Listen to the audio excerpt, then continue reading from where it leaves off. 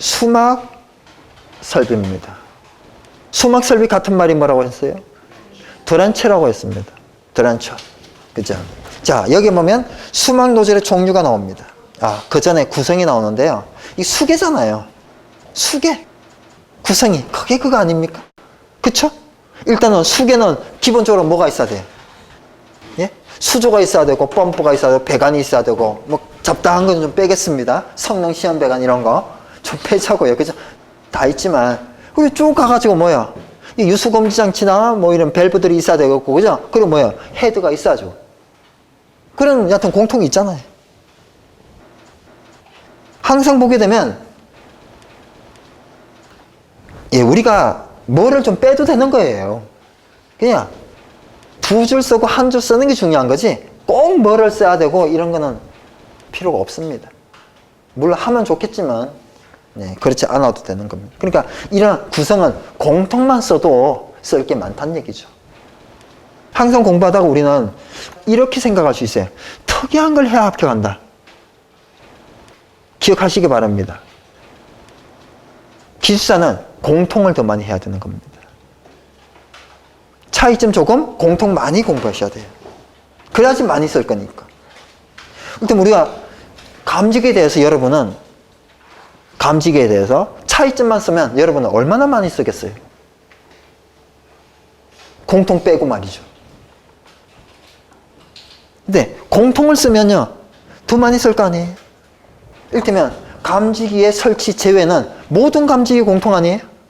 한 페이지, 그죠? 우리 연기 감지기 설치 기준, 즉 이온화식, 광전식 달라요, 같아요? 같습니다. 그런 걸 보게 되면요, 공통은 훨씬 많다는 얘기예요. 쓰는 것은 공통을 써도 되고요, 공통을 많이 공부하는 게 유리하다는 겁니다. 자, 수막 노즐, 봉상 방수 노즐이에요. 물이 방사가 되는데 무슨 형태로 방사된다는 거예요? 예, 나무 막대기 모양으로 방사된다는 거예요. 즉, 옥내 소화전을 연상하시기 바랍니다.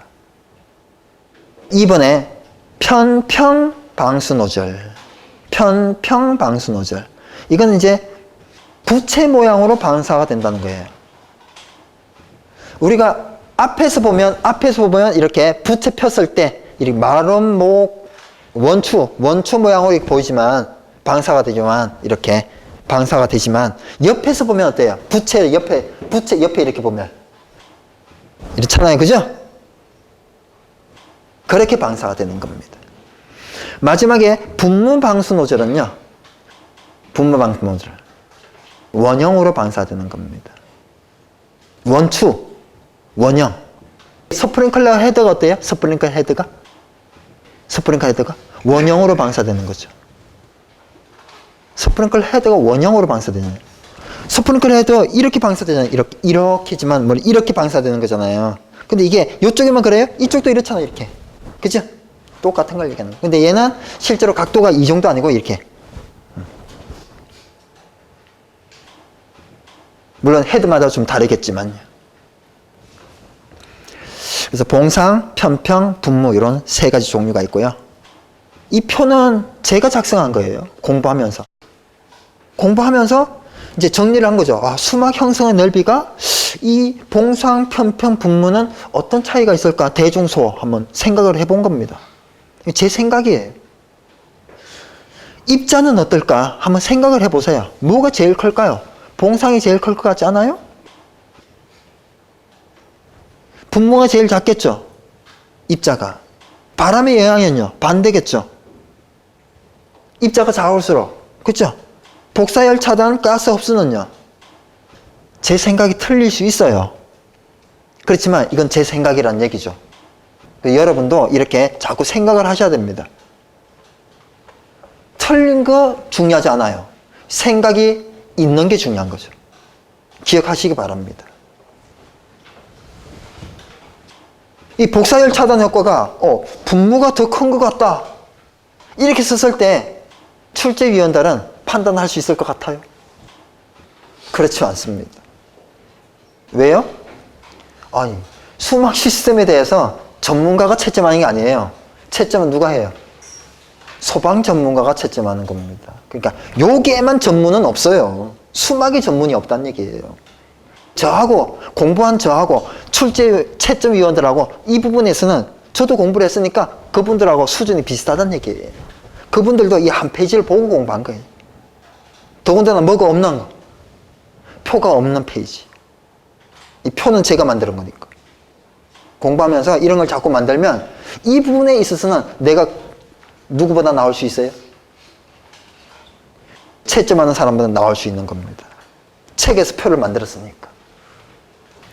일단은 여러분들이 공부하면서 어느 한 부분 한 분에 약간씩 수준을 높여가지고요. 이런 거 있죠. 내가 이 부분은 또 다른 부분에 와서 요거는 누구보다 채점하는 사람들보다 수준이 더 높은 것 같다. 이런 거 있잖아요. 약간만 바꾸면 수준이 높아지는 거예요. 그렇게 생각하시기 바랍니다. 그런 것들이 좀 많아야 되지 않나 이런 생각이 들고요. 즉 채점하는 사람들 수준은 올라가야 합격이 되지 않겠습니까? 자, 여기 1번에 Fire Extinguishment가 나와요. 즉 소화는 뭐라고 돼 있어요? 불을 완전히 끈다는 거다. 그럼 진압은 뭐예요? 소화하고 진압의 차이가 뭐예요? 우리나라는 소화도 불 끄는 거고요. 진압도 불 끄는 거예요. 우리나라는. 그렇잖아요. 진압이 뭐예요, 여러분? 불 끄는 거 아니에요? 그럼 소화는 뭐예요? 또 불 끄는 거예요. 그죠? 근데 여기에 보면 소화하고 진압의 명확한 차이가 나오죠. 2번. 진압에 보게 되면 뭐라고 돼 있어요? 소화라는 결과. 소화가 뭐예요? 불 꺼진 거, 이게 소화예요. 결과. 근데 과정은 뭐라고 돼 있어요? 끄는 과정. 진화라고 돼 있죠. 과정은 진화다. 꺼진 거는, 결과는 소화다. 네. 이게 차이예요. 근데 이 말을 읽기 전에는 저도 몰랐어요. 소화가 진압 아니야? 진압이 소화 아니야? 이렇게요. 그죠? 우리나라에서 흔히 볼 수 있는 압력 스위치죠? 디프 레인지가 있는 스위치. 좋아요, 나빠요? 예, 어마어마하게 안 좋습니다. 근데 현장에는 몇 프로 있어요? 거의 뭐 99.9% 있죠. 예, 어마어마하게 안 좋아요. 요즘 이제, 예, 좋은 압력 스위치가 나와요. 그게 이제 전자식 압력 스위치라고 하는데요. 비싸요. 그래서 현장에서 잘해요? 안 합니다. 이거는 압력 세팅을 해놓고 막 이렇게 세팅된 뭔가 이렇게 테스트를 해보잖아요. 그러면 이게 눈금하고 실제 테스트한 압력치하고 안 맞아요. 그리고 또 시간이 지나면 또 더 안 맞고, 네, 그런 문제가 있습니다. 어쨌든 싼 것만큼 성능이 좀 떨어지죠. 디프 레인지. 자, 디프는 뭐고 레인지는 뭐죠? 예, 레인지는 정지점. 예를 들면 레인지를 팔에서 맞춰놨다. 그러면 압력이 쭉 펌프가 돌아서 압력이 쭉 올라가서 8이 됐다 그러면 정지가 되는 겁니다.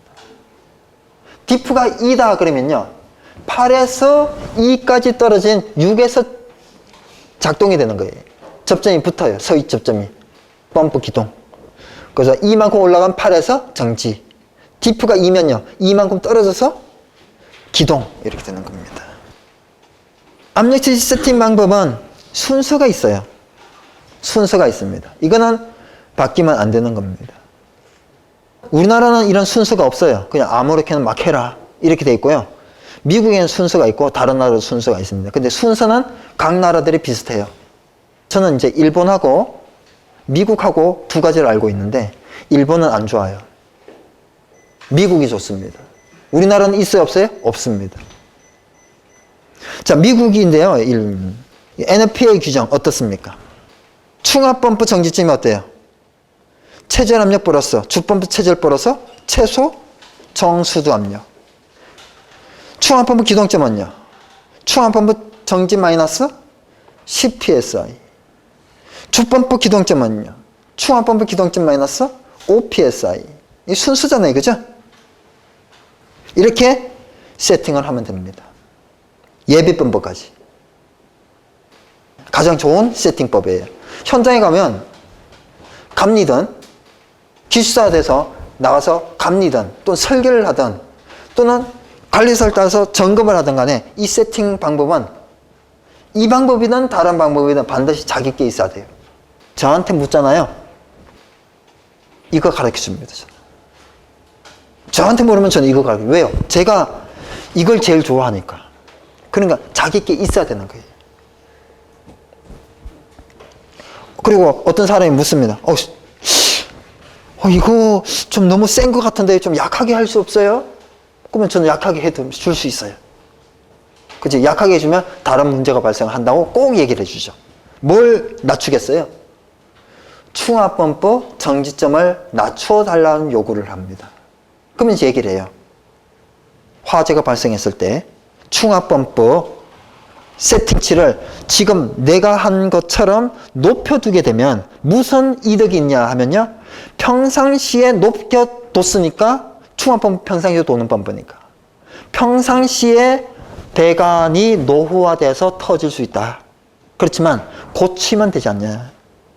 배관 터졌으니까 고치면 되잖아요. 그죠? 평상시에. 근데 충합범법 설정치를 낮추면 평상시는 안 터진다. 그렇지만 언제 터질 수 있다? 화재 시 배관이 터질 수 있다. 그러면 여러분은 상대 당신은 어떤 것을 선택하시겠습니까? 그래서 그렇게 얘기했는데도 이걸 선택하면 뭐 어쩔 수가 없는 거예요. 화재 났을 때 더 큰 피해를 평상시 터지면 배관만 오면 되는데 수리하면 되는데 화재 시에 배관 터지면 어떻게 돼요? 불을 못 끄니까 더 큰 피해가 발생하고 인명피해가 발생할 수 있잖아요. 그걸 감수를 해야 되는 거죠. 그렇지 않습니까? 그럼 왜? 또 물을 수 있죠. 그럼 왜 화재 시에 터지냐고 이렇게 물을 수가 있어요. 그럼 왜 화재 시에 터지게 할 거예요? 펌프 돌리면 펌프가 도는 기동 순간에 정격까지 올라가서 계속 돌아요? 아니면 최절까지 올라갔다 정격으로 다시 내려와요? 최절까지 다시 올라갔다가 정격으로 내려오잖아요. 처음에 기동을 시키면. 그래서 화재 시에는 분명히 펌프가 돌 거고 돌면 최절까지 올라가고 평상시에 최절 밑에서 깔짝깔짝 되면 더 큰 압력이 걸리니까 화재 시에는 터질 수가 있다. 근데 평상시에 충합펌프를 최절 위까지 왔다 갔다 하면 터져도 언제 터져요? 평상시에 안 터지면요. 화재 났을 때 안 터진다는 거죠. 맞아요?